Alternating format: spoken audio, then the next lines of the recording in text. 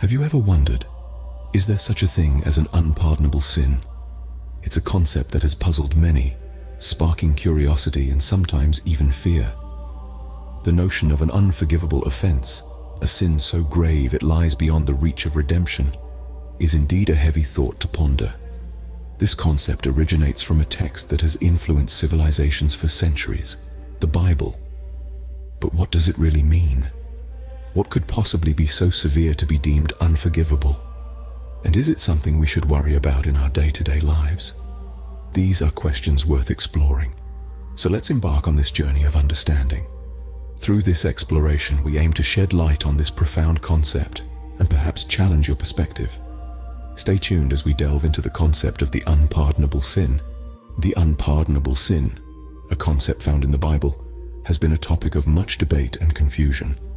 Let's dive into this concept and unravel its meaning. The term unpardonable sin is often used in reference to a particular biblical passage, specifically Mark 3:29. Here, it's mentioned as blasphemy against the Holy Spirit.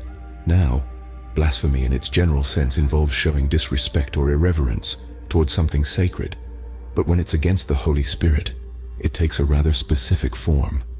To understand this, we need to journey back to the time of Jesus' ministry. Picture the Pharisees, a religious group of the time, who were witnessing the miracles performed by Jesus. These were extraordinary acts, demonstrations of divine power that were beyond human comprehension. Yet, the Pharisees, instead of recognizing these miracles as divine, attributed them to Satan. This act of attributing the work of the Holy Spirit to the devil is what's referred to as blasphemy against the Holy Spirit. But what makes this sin unpardonable? Well, it's not so much the act itself, but the attitude and heart behind it. It's a conscious, deliberate rejection of the truth, even when it's evident. It's like staring at the sun at noon and denying its existence. This persistent denial and rejection of the New Testament evidence for Christ's supernatural power and the salvation he brought forth is what constitutes the unpardonable sin. This isn't a one-off mistake or a momentary lapse in judgment. It's a continuous, hardened resistance to the truth.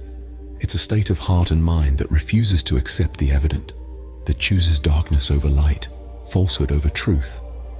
So the unpardonable sin is essentially a persistent rejection of the New Testament evidence for Christ's supernatural power and the salvation that comes through him. You might be asking, can this sin be committed today? It's an intriguing question. The unpardonable sin as committed by the Pharisees, attributing Christ's miracles to Satan, cannot be replicated today because we are not direct witnesses of these supernatural events. However, the core of this sin, the heart of it, can indeed exist in a modern context. Consider this. We live in an age where the New Testament's evidence of Christ's supernatural power is widely available and extensively documented. Yet there are those who persistently reject this, those who, despite clear and compelling evidence, deny the divine power of Christ. This stubborn refusal to acknowledge what is plainly presented mirrors the attitude and actions of the Pharisees.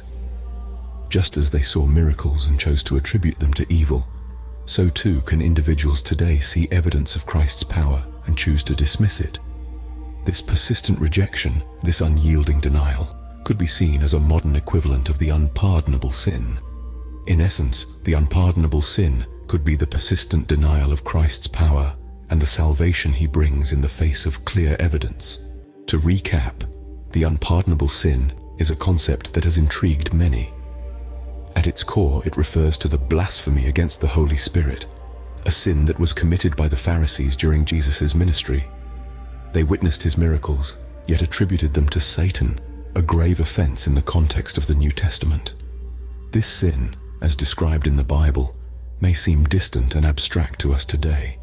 However, a modern equivalent could be a persistent rejection of the New Testament evidence for Christ's supernatural power and salvation through Jesus. This act mirrors the Pharisees' attitude, potentially leading to the same dire consequences, an eternal sin with no path to redemption. Yet the importance of understanding this concept extends beyond its historical and religious significance.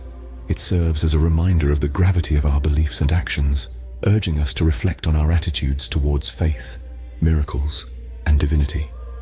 So as we wrap up, let's take a moment to ponder. How do we view the divine? Are we open to the supernatural that Jesus possessed? Or do we dismiss it out of hand? Do we reject that Jesus is the only way to have salvation? These are questions worth considering, not just for our spiritual journey, but for our personal growth as well.